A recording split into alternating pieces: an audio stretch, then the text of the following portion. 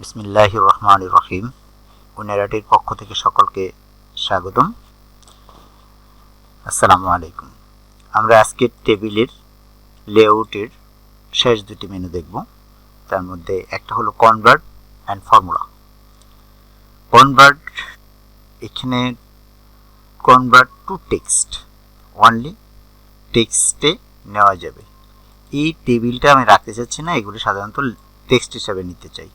তাহলে এই convert to text এটাতে ক্লিক করার পর এই টেক্সটটা কনভার্ট টেবিলটা কিভাবে হবে? প্যারাগ্রাফ মার্কে হবে, প্যারাগ্রাফের মতো লাইনে লাইনে লেখা হবে, ট্যাব সেটিং হবে, কমা হবে, না আদার কোনো অন্য কোনো অপশন দিয়ে আপনি করবেন, সেটা কি বুঝেছি।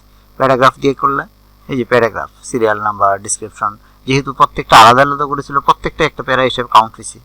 তা আমরা তো এরকম করব না সাধারণত, যদি করতে হয় তাহলে করতে পারি, করব না সাধারণত। আমরা করব ট্যাব সেটিং। ট্যাব সেটিং করলে আমাদের ছকের মতোই দেখাবে, বাট লাইনটা থাকবে না, টেবিলের মতো থাকবে না। দেখি ট্যাবে কি হয়। এই এক একটা ডিসক্রিপশনের পরে অ্যামাউন্টের পরে এভাবে সবগুলা আগের মতো সেটিংয়ে আসছে। এখন আমরা এটাকে আবার কি করব, আন্ডু করে নিয়ে গেলাম টেবিলের ভিতরে। এবার আরেকটা আছে কি, এখানে আছে কমা, প্রতিটা কমা কমা হবে, এই কমা কমা হয়েছে, প্রত্যেকটা স্টেপে স্টেপে কমা হয়েছে, সেটার জন্য এটা আবার আন্ডু করে ফেরত আসতাম। এবার ড্যাশ আদার কোনো অন্য কোনো দিয়ে ড্যাশ কমা অন্য কিছু আপনার ইচ্ছা মতো দিতে পারেন, মাঝে আপনার অবলিক দিবেন সেটাও দিতে পারেন, অসুবিধা নেই। এই যে অবলিক দিয়ে আসছে, সেটা আপনার ইচ্ছা, এটা হলো আপনার এই নিজের ইচ্ছা মতো করতে। আবার আন্ডু করে আমরা টেবিলের ভিতরে চলে গেলাম। তাহলে এই হলো আমাদের টেবিলের কনভার্ট টু টেক্সট। এবার পরের যে কাজটা করব সেটা হলো ফর্মুলা।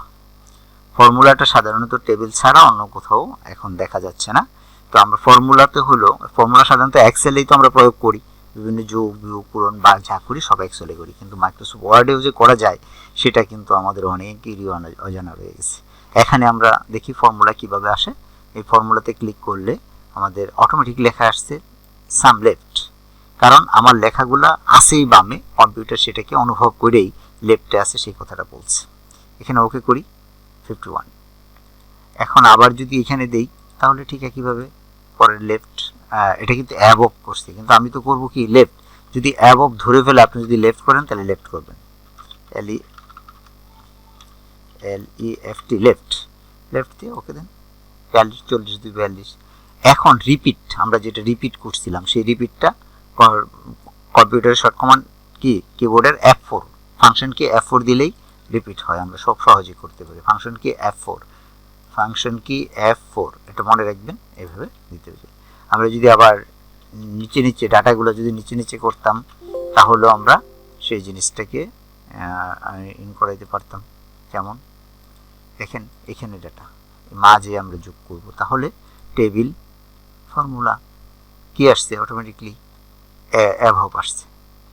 আবার এটাতেও F4 করলে বা রিপিট করলে হবে, অথবা লেআউটে ক্লিক করে আবার যদি আমি ফর্মুলায় ক্লিক করি সেটাও আসবে। এখানেও একইভাবে একটা আসবে। এছাড়াও আরও কিছু, এটা তো আমি শুধু সাম দেখাইছি, সাম ছাড়াও আরও বেশ কিছু ফাংশন এখানে আছে, আপনারা একটু দেখার চেষ্টা করবেন। পরবর্তী কোনো ভিডিওগুলোতে আমি প্রত্যেকটা আবার আলাদা আলাদা করে দেখাবো, যেহেতু এগুলো এক্সেলে বেশি কাজ আছে, এক্সেলে দেখানোর সময় এটা বুঝে ফেলবেন। এবং এটা আমাদের মাইক্রোসফট ওয়ার্ডের কত গুরুত্বপূর্ণ হয় না, কত কাজে লাগে না, আমরা সাধারণত এগুলো এক্সেলেই করি বা অন্য কোনো স্প্রেডশিটে করি, এই প্লেন শিটে করি না। প্লেন শিট সাধারণত লেখালেখির কাজে ব্যবহার করা হয়, তাই যোগ বিয়োগটা করা হয় না। কিন্তু এখন দেখেন এই টেবিলের বাইরে গেলে তো আমি লেআউট পাবো না, ফাংশনও পাবো না, তাহলে আমি কি টেবিলের বাইরে যোগ বিয়োগ করতে পারবো না? হ্যাঁ, করতে পারবো। সেটা আমরা কি করব, এখানে ক্লিক করে এটাকে কাস্টমস রিবনসে নিয়ে নিব। কাস্টমস রিবনসে নিয়ে নিলে আমাদের কি হবে, এই রিবনটাকে এখানে তৈরি করে নেওয়া যাবে, অথবা যদি আপনি খুব সহজে এখান থেকে এটাতে ক্লিক, এটা পিন করে নেন, এটাকে পিন করে নেন,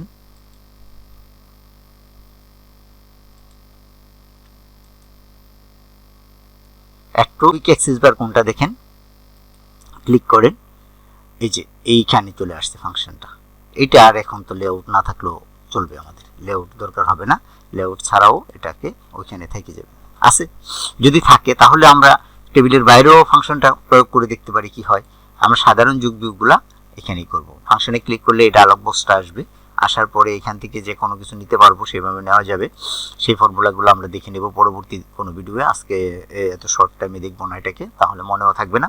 কিন্তু সিম্পল যোগ বিয়োগগুলো এখানে আমরা করতে পারি, যেমন 50 যোগ 50, এন্টার। ওকে, হয়ে গেছে। আবার এটাতে ক্লিক করি, ক্লিক করার পরে এখানে আসলো 50 বিয়োগ 25। ওকে, 25 বিয়োগ হয়ে গেছে। তাহলে যোগ বিয়োগ চিহ্নটা আমরা সাধারণত এমনি চিনি, কিন্তু ক্যালকুলেটর কিংবা আমাদের এই কম্পিউটারের ক্ষেত্রে যেটা গুণন করতে চাই 5 গুণন 5, এখানে স্টার চিহ্ন ব্যবহার করতে হবে। স্টার চিহ্ন ব্যবহার করলে আমরা 5 গুণন 5 পাবো।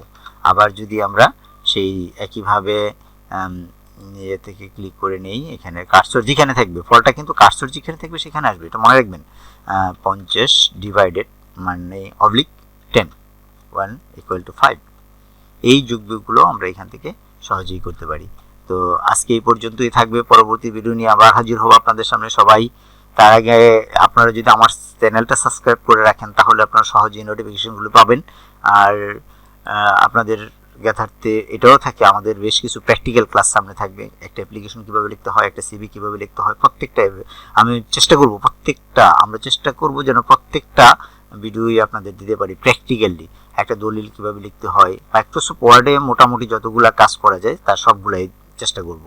অনেক ভালো ভালো প্রোগ্রাম কিন্তু এখানে আছে, ম্যাক্রো আছে, আরও ভালো ভালো কিছু কমান্ড আছে যেগুলো আমরা মাইক্রোসফট ওয়ার্ড দিয়ে সমাধান করতে পারি। অথচ এটার জন্য আমরা এটা সফটওয়্যারের পিছনে দৌড়াই কিংবা কঠিন কোনো কোর্সের দৌড়াই, অথচ এটা ওয়ার্ডেই খুব সুন্দরভাবে সলভ করা যায়। তো সবাই আমাদের টিউটোরিয়ালগুলো দেখুন, আমরা আশা করি আপনারা মাইক্রোসফট ওয়ার্ডে সহজেই কাজ করতে পারবেন। আর কাজ না করতে পারলে আমার ডেসক্রিপশন বক্সে আমার মোবাইল দেওয়া থাকছে এবং ব্লগ দেওয়া থাকছে, ব্লগে আমরা লিখেও দিচ্ছি, আপনারা সহজেই কাজগুলো করতে পারবেন বলে আমি আশাবাদ ব্যক্ত করি। আজকে এই পর্যন্তই। আল্লাহ।